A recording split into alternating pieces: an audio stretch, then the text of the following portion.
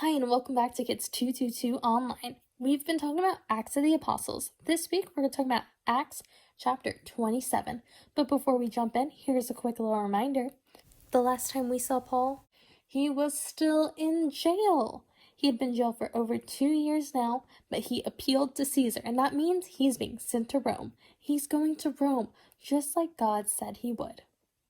So in this chapter, they're putting Paul in a boat and sending him to Italy. The guy in charge of him, the soldier in charge of him, is a centurion named Julius. So they're on their way, and sailing has already become dangerous. Paul warns them, "Men, I can see our voyage is going to be disastrous and bring great loss to the ship and the cargo and to our own lives also." But the centurion, instead of listening to what Paul said, followed the advice of the pilot and the owner of the ship, and they kept on sailing in the winter. I don't know if y'all know this, but it is dangerous to sail in the winter. And I'll give you one guess as to why. That's right, storms. Well, they were sailing, and a gentle south wind began to blow, and then it became the wind of a hurricane's force. The ship was caught by the storm.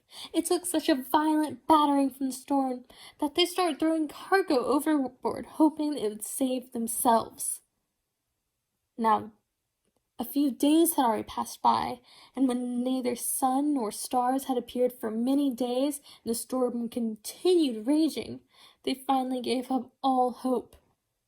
After they had gone a long time without food, Paul stood up before them and said, "Men, you should have taken my advice not to sail. You would have saved yourself a lot of damage and loss, but now I urge you to keep up your courage, because not one of you will be lost. Only the ship will be destroyed. Last night an angel of God stood beside me and said, 'Do not be afraid, Paul. You must stand trial before Caesar, and God has graciously given you the lives of all who sail with you. So, keep up your courage, men, for I have faith in God that it will happen just as he told me. Nevertheless, we must run aground on some island.' On the 14th night, say it with me, 14th night, about midnight, the sailors, since they were approaching land, they could feel it. So a few of them wanted to escape the ship. They started letting down the lifeboat, pretending they were only lowering some anchors. Paul said to Julius and the other soldiers, "Unless these men stay with the ship, you cannot be saved." So they cut the ropes that held the lifeboat. It was just all of them on the boat. Just before dawn, Paul urged them all to eat. "For the last 14 days, you haven't eaten anything. Now I urge you to take some food. You need to survive." He said this. He took some bread, gave thanks to God in front of them all. Then he broke it and began to eat. They were all encouraged and ate some food themselves. Altogether, there were about 276 people on board. When daylight came, they did not recognize land but a beach, and they decided to run the ship aground on the beach.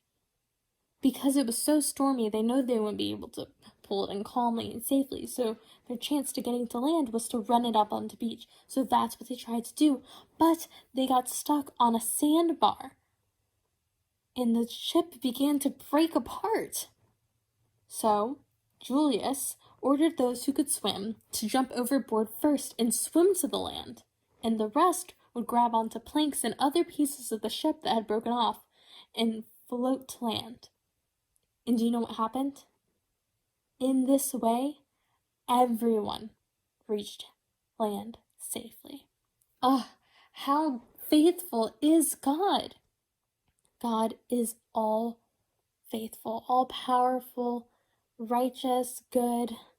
And he told Paul that he would get to Caesar, that he would go to Rome. And that's what Paul's going to do.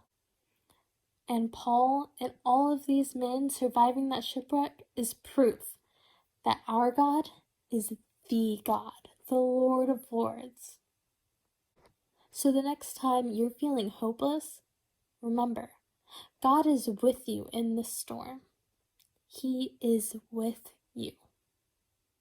We'll see you next time for more Kids 222 Online.